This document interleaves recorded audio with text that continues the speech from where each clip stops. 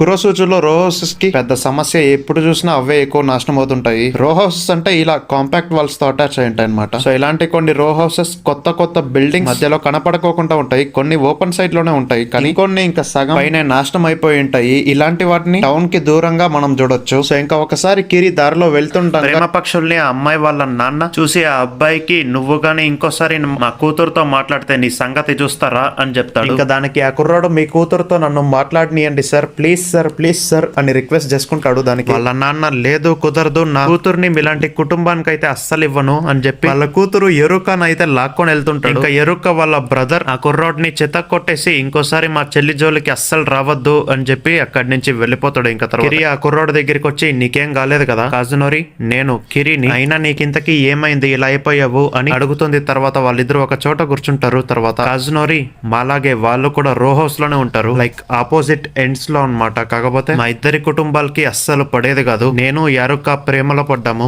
Like నువ్వు షియుచి ఎలాగో అలాగా, కానీ మా రెండు ఫ్యామిలీస్ ఒకరినొకరు చూసుకోవడానికి వదలట్లేదు. మేమిద్దరం మా సాయి శక్తుల్లో రెండు కుటుంబాలని ఒప్పించడానికి ట్రై చేశాం, కానీ అదైతే వర్క్ అవ్వట్లేదు అని చెప్తాడు. దానికి కిరి అని అంటుంది. ఎలిమెంటరీ స్కూల్ నుంచే కజునోరి అండ్ కిరి క్లాస్మేట్స్. ఒక పాత రో హౌస్ లో తను ఉండేవాడు, అండ్ అది బానే ఉండేసరికి ఆ ఓనర్ అయితే కొంచెం రీకన్స్ట్రక్షన్ చేయించి 2 రూమ్స్ ని కలిపేశాడు. కురోసూచోకి వచ్చాక వీళ్ళు ఇలాంటి బిల్డింగ్స్ లో ఉంటున్నారనమాట. ఇలాంటి చోట్ల ఎక్కువ పూర్ ఫ్యామిలీసే ఉంటారు కాబట్టి అందరూ వీళ్ళని చులకనగా చూస్తుంటారు. అందుకని వాళ్ళు కూడా బాధపడుతుంటారు. ఇంకా నేను అండ్ యూరికో తప్ప మిగతా ఫ్యామిలీ మెంబర్స్ అంతా పావర్టీని అక్సెప్ట్ చేయలేకపోతున్నారు. సో అందుకనే ఒకరిని ఒకరు అక్సెప్ట్ కూడా చేయలేకపోతున్నారు. ఏమో అక్కడ ఉన్నప్పుడల్లా ఎవరు కోపాన్ని కంట్రోల్ చేసుకోలేరు. ఒకసారి గొడవ స్టార్ట్ అయిందంటే ఇంకా దాన్ని ఎవ్వరు ఆపలేరు. ఏదో దయ్యం పట్టినట్లుగా బిహేవ్ చేస్తుంటారు అని చెప్తాడు. దానికి కిరి, నువ్వల్లా కాదు కదా కాజునోరి, నేను ఇంతకు ముందు మీ ఇంటి దగ్గర చాలా సార్లు ఆడుకున్నా కదా, వాళ్ళంతా అప్పుడు నార్మల్ గానే బిహేవ్ చేశారు అని చెప్తుంది. దానికి కజన్, చిన్నప్పుడు మనం వీటి గురించి అంతగా పట్టించుకోం కదా, అయినా అప్పటికంటే ఇప్పుడు సిచ్యువేషన్స్ ఇంకా దారుణంగా మారిపోయాయి. అయినా నేనేంటి ఇలానే మాట్లాడుకుంటూ కూర్చుండిపోయా, వెళ్లే టైం అయిపోయి వచ్చింది, నేను వెళ్ళాలి అని చెప్పి అక్కడి నుంచి వెళ్ళిపోతాడు. అప్పుడు కిరి,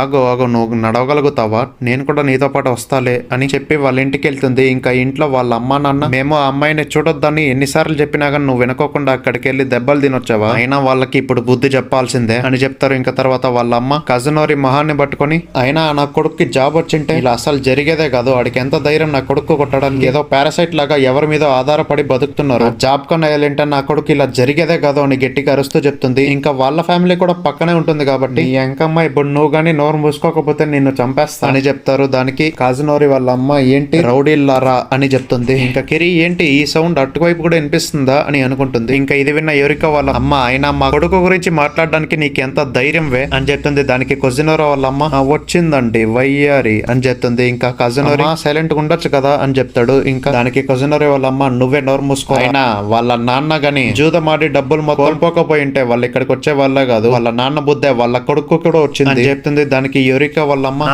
మీ మొగుడు గాని చక్కగా బిజినెస్ చేసింటే మీరు కూడా ఇక్కడికి వచ్చే వాళ్ళు కాదులే, మీరేంటి మాకు నీతులు చెప్పేది అని చెప్తుంది. ఇంకా కజనోరి వాళ్ళ అమ్మ, నోరు మూసుకోవే అని గట్టిగా అరుస్తుంది. ఇంకా కజనోరి వాళ్ళ నాన్నకి కూడా విపరీతంగా కోపం వస్తుంది. ఇంకా కజనోరి, ఇంకా ఆపండి మీ గోల, ఎప్పుడు చూసినా ఇదేనా, ఇంకెప్పుడు గొడవ పడుతూనే ఉంటారా, అయినా మీకు అస్సలు అర్థం కావట్లేదా, నేను ఎరుకని ప్రేమిస్తున్నా, జరిగిండేది మొత్తం మర్చిపోయి కలుసుంటే ఏమవుతుంది అని గట్టిగా అరిసి ఇంటి బయటకు అయితే వచ్చేస్తాడు. ఇంకా యూరికా కూడా ఇంటికి బయటకు వచ్చేస్తుంది. సో వీళ్ళిద్దరూ పరిగెట్టుకుంటూ ఒకరినొకరు మీట్ అవడానికి వెళ్తారు. కాకపోతే యూరికా వాళ్ళ నాన్న అండ్ కజనోరి వాళ్ళ నాన్న మా పరువు ఆపేసి గమ్మున ఇంటికి వచ్చేసేయండి అని వాళ్ళిద్దరిని ఇంట్లోకి లాక్కోబోతారు. ఇంకా తర్వాత ఇక్కడ జరిగిండేది మొత్తం షియుచి వాళ్ళ ఇంటికి వెళ్ళి, షియుచికి అయినా వాళ్ళు కలిసి ఉంటే బాగుంటుంది కదా, కలిసి ఉండడానికి ఏదో మార్గం ఎతకాలి అని చెప్తుంది. దానికి షియుచి, అయినా అది కష్టమేలే, ఆ రో హౌస్ లో ఉండే వాళ్ళు ఎప్పుడు కలిసి ఉండరు, ఆ హౌస్ కి స్పైరల్ శాపం ఉంది, ఆ స్పైరల్ వాళ్ళ సోల్స్ ని ట్విస్ట్ చేసేసి, అయినా నేను అక్కడికి వెళ్ళినా నాకు కూడా పిచ్చి పట్టేస్తుంది, నాకు తెలిసి ఈ ఇల్లే కాదు ఈ ఊరిని వదిలి వెళ్ళిపోతేనే బెటర్, అందుకని ఈ రోజు రాత్రి ఇక్కడి నుంచి వెళ్ళిపోదాము అని చెప్తాడు. దానికి కిరి,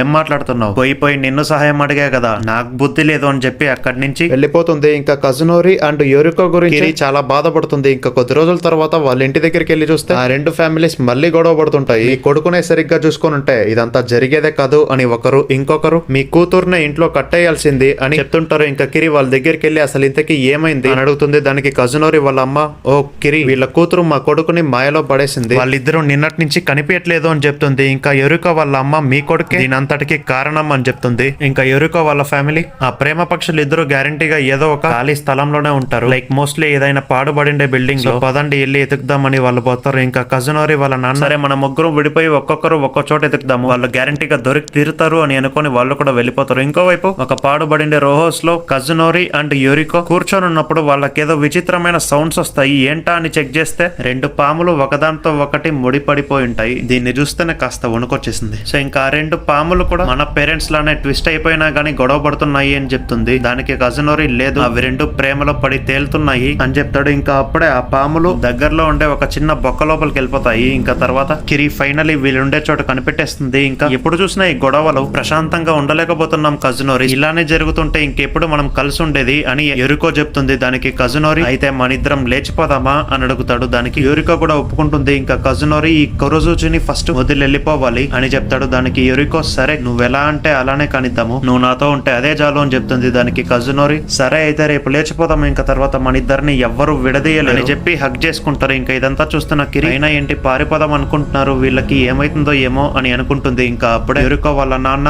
అండ్ అన్నయ్య ఉండే చోటుకు వస్తారు. ఇంకా కిరి వాళ్ళిద్దరిని ఆపడానికి ఎంత ట్రై చేసినా గానీ అవ్వదు. సో యూరికో వాళ్ళ నాన్న వాళ్ళిద్దరిని అలా చూసి కజనోరిని చితకొట్టి యూరికోని అక్కడి నుంచి లాక్కోబోతారు. ఇంకా కిరి కజనోరి దగ్గరికి వెళ్ళి నీకేం కాలేదు కదా కజనోరి, అంతా బానే ఉంది కదా, అయినా అల్లేంటి అలా ఉన్నారు పాపం యూరికో, అయినా మీరిద్దరు ఇక్కడి నుంచి పారిపోతేనే బెటర్, మీకు ఏ సహాయం కావాలన్నా నేను చేస్తాను అని చెప్తుంది. ఇంకా కజనోరి బాడీ వెనక్కి తిరుగుంటుంది కానీ తన అప్పర్ బాడీ మాత్రం ట్విస్ట్ అయిపోయి తన తలని వెనక్కి తిప్పి ఓ అది నువ్వేనా అని చెప్తాడు. అండ్ ఈ టైంలో కిరి కజనోరి బాడీ ట్విస్ట్ అయిందన్న విషయాన్ని అంతగా గమనించలేదు. ఇంకా తర్వాత నెక్స్ట్ డే కిరి షియుచిని పిలుచుకొని ఒక చోటుకి వెళ్ళి ఉంటుంది. అంటే యూరికో అండ్ కజనోరి అక్కడికి వస్తామని చెప్పింటారు. సో అందుకని వాళ్ళ కోసమని వీళ్ళు ఇక్కడ వెయిట్ చేస్తున్నారు. సో ఇంకా వాళ్ళు వస్తే వాళ్ళని స్టేషన్ దగ్గర డ్రాప్ చేసేద్దామని వీళ్ళ ప్లాన్. సో ఇంకా కాసేపటికే కజనోరి అండ్ యూరికో పరిగెట్టుకుంటూ వీళ్ళ దగ్గరకు వచ్చి మేము వదిలి రావడం మా పేరెంట్స్ చూసారు, ఎవరినో గ్యారంటీగా స్టేషన్ దగ్గర పెట్టే ఉంటారు, ఇంకా మా నాన్న మా మావయ్య మమ్మల్ని ఫాలో అవుతున్నారు అని చెప్తాడు. దానికి షియుచి మనం ఈ టౌన్ చుట్టూ ఒక సర్కిల్ వేసి బీచ్ దగ్గరికి వెళ్ళిపోదాము అని చెప్తాడు. దానికి వాళ్ళు కూడా ఒప్పుకొని ప్లాన్ ప్రకారంగానే వెళ్తారు. కాకపోతే యూరికో వాళ్ళ అన్న అండ్ వాళ్ళ నాన్న వీళ్ళని చూసేస్తారు. సో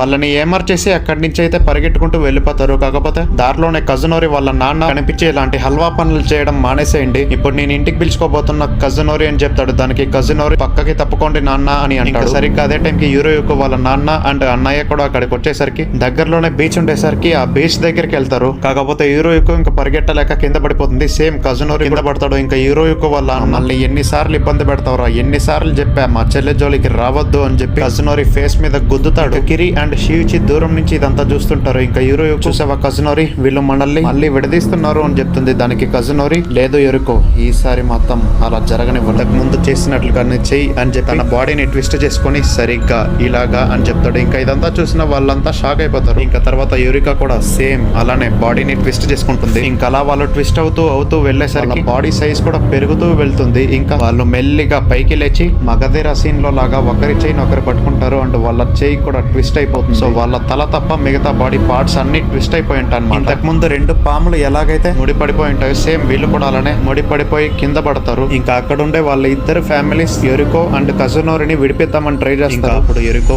కనీసం ఇప్పుడన్నా ఆపండి, ఇంకా మమ్మల్ని ఎవ్వరు విడదీయలేరు అని చెప్తుంది. దానికి కజనోరి నేను జీవితాంతం ఇలానే ఉంటాను అని చెప్తాను. అండ్ దాని తర్వాత వాళ్ళిద్దరూ ఆ నీళ్ళ లోపలికైతే వెళ్ళిపోతారు. అండ్ వీళ్ళంతా వాళ్ళిద్దరిని చూడడం అదే లాస్ట్ టైం. సో యా అంతే ఈ వీడియోకి. మళ్ళీ నెక్స్ట్ వీడియోలో కలుద్దాం. అంతవరకు టాటా bye bye see ya love you 1000 times.